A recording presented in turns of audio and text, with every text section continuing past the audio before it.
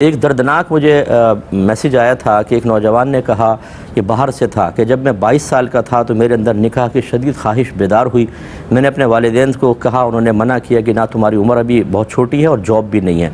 जब मैं 23वें साल में आया तो मुझे जॉब मिल गई।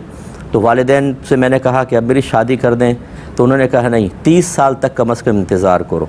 24वें साल में मैंने अपना घर भी ले लिया। फिर मैंने कहा अब मेरी शादी कर दें, उन्होंने कहा नहीं अभी इंतज़ार करो। 25वें साल में मैंने एक गर्ल फ्रेंड बना ली और उससे मेरे नाजायज़ ताल्लुक़ात कायम हुए और फिर वो प्रेग्नेंट हो गई, हामिला हो गई। अब वो नौजवान कहता है कि अब मेरे वालिदैन राज़ी हो गए कि चलो ठीक है हम तुम्हारी शादी कर देते हैं, और लेकिन अब मेरी जो गर्ल फ्रेंड है वो हामिला है, तो क्या मैं इस लड़की से अगर शादी करूँ तो मेरा बच्चा जो उसके पेट में है वो वलदुज़्ज़िना होगा या नहीं होगा। और अब मेरे वालिदैन इस गुनाह की तमाम तर ज़िम्मेदारी मुझ पर डाल रहे हैं कि तूने गुनाह किया, तूने गलत काम किया, मुझे बुरा भला कह रहे हैं। तो क्या मेरे वालिदैन भी इसमें कुछ कसूरवार हैं या नहीं हैं?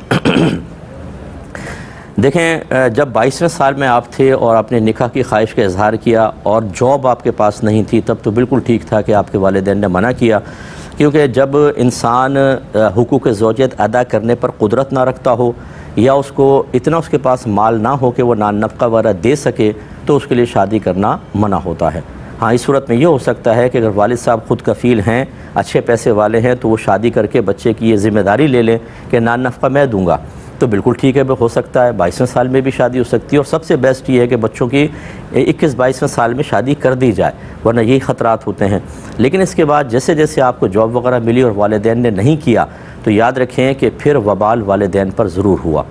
और ये नहीं है कि आप बड़ी ज़िम्मा हो गए, मासूम आप भी नहीं हैं। अगर वालिदैन राज़ी नहीं हुए थे तो आपको अपने नफ्स को रोकना चाहिए था, लेकिन दोनों इस जुर्म में बराबर के शरीक हैं और वालिदैन का ज़्यादा किरदार है।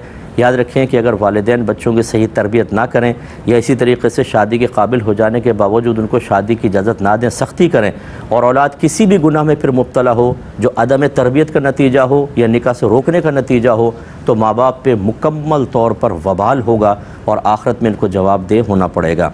तो ये आपका जिस्मानी ताल्लुक़ कायम करना हराम था, और अब चाहे उस लड़की से आप निकाह कर लें, बच्चा बहरहाल वलदुज़्ज़िना ही कहलाएगा, क्योंकि उसकी इब्तिदा ऐसी हुई है।